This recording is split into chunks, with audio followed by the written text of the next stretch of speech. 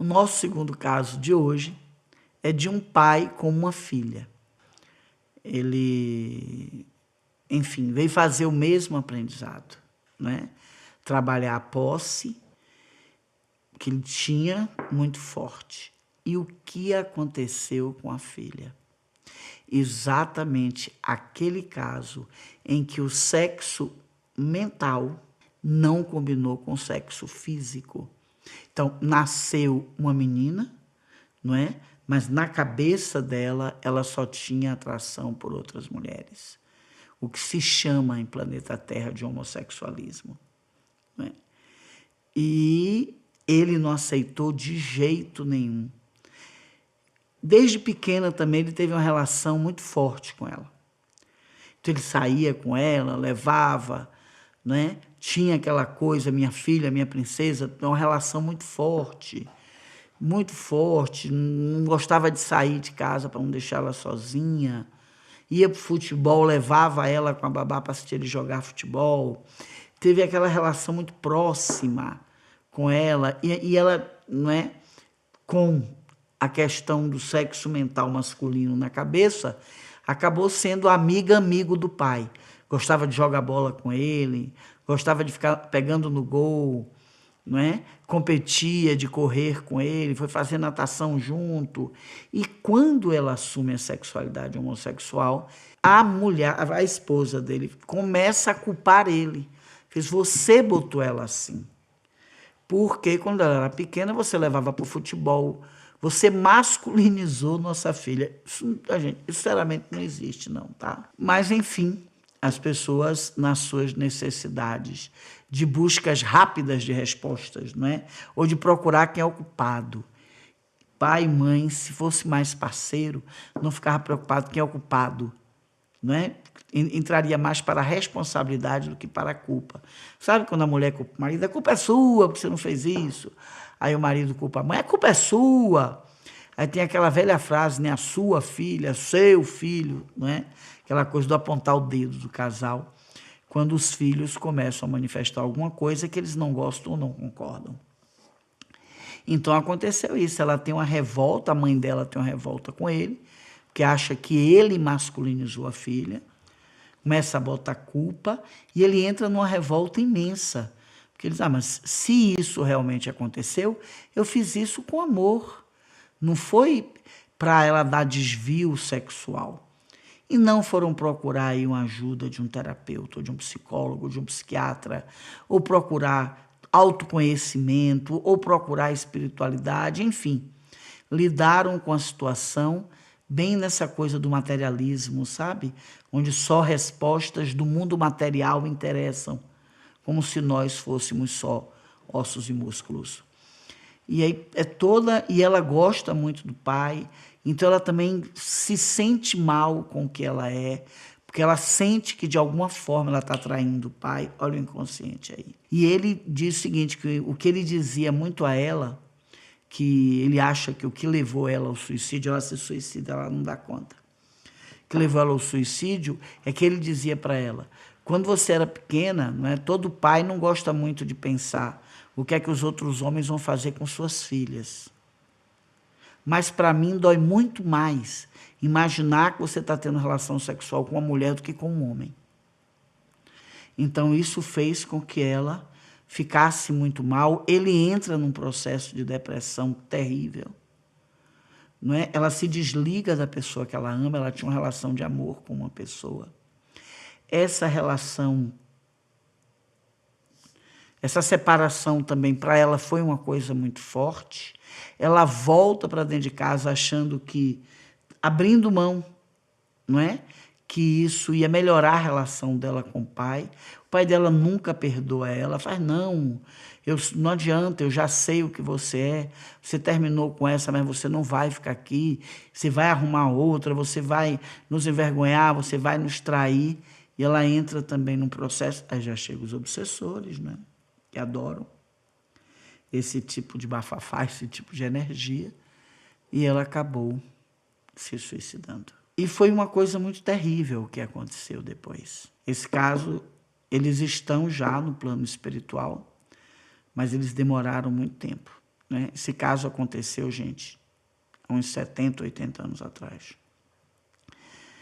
Essa família ficou 20, 30 anos dentro de um umbral por causa disso. Olha que perda de tempo. Quando a gente não procura se iluminar, vive no escuro e morre, vai querer ficar no escuro também, não é? E acontece uma coisa terrível. Ele começa a dizer, prefiro morta, que bom que ela deu esse destino para ela, porque eu prefiro saber que ela está morta do que ela está aqui como ela estava com as escolhas que ela fez. Ele começa a dizer isso e começa realmente a agir como quem realmente está acreditando nisso. A esposa entra num desespero terrível, de jeito nenhum, eu preferia minha filha viva, não é? E entra, é um caos assim, terrível, terrível, terrível. E os obsessores começam a tomar conta daquela casa e eles acabam também tendo todos os dois uma morte prematura, de lidar com obsessores, com doenças. Ele começa a beber, ela também começa a beber, não é? Ele se vicia em rapé, e vício de jogo também, ela começa a se viciar em jogo, que ela ia jogar com as amigas para dar conta, para distrair a mente, acaba com vício de jogo, ela perde muito dinheiro da família nisso, ou seja, já vi onde acabou. E eu conversei com os três já estão se tratando. Então, o pai ainda está muito na justificativa. A culpa é da ciência que não explicou direito, esse negócio de sexo mental, sexo físico, ele ainda está muito na culpa. Ele já está nas colônias, não é? Mas ele ainda está muito assim, procurando um culpado. E agora ele está resolvendo culpar a ciência. Que a ciência não esclareceu, que a ciência não disse, só agora que a ciência está falando nisso, como é que ele... Então, ele não para ver tudo que ele fez ainda, ele ainda está procurando um culpado, não é, para tudo que aconteceu. A moça já sabe que era a alma gêmea dele, e está assim, né, questionando. Ai, mas por que é que tem que ter esse negócio de alma gêmea? Ao mesmo tempo que eu gosto muito dele, ao mesmo tempo eu não gostaria de gostar. Então ela está muito numa de... Eu não queria que tivesse alma gêmea. Pode-se apagar isso de alma gêmea? Pode-se escolher, já que se tem livre-arbítrio, não ficar com sua alma gêmea? Então ela está nesse questionamento. E a mãe, uma pessoa que está melhor do que os dois, né? Ela sempre tentou, realmente, ela encarnou para ajudar e ajudou na medida que pôde, mas você veja como as personalidades são muito parecidas, né?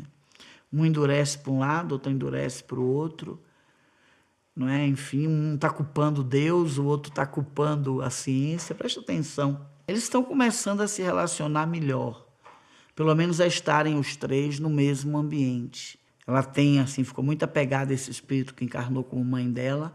Então, essa pessoa continua trabalhando, ajudando, não é? Já encontrou sua alma gêmea no plano espiritual, essa que encarnou como mãe. Então, está convivendo, ela está convivendo muito com a mãe, com a alma gêmea, para ver se ela consegue ver que ela ainda que não tem evolução, nem ele, de lidar com essa realidade, né? Então ela está ali com eles e convivendo mais com eles, entendeu?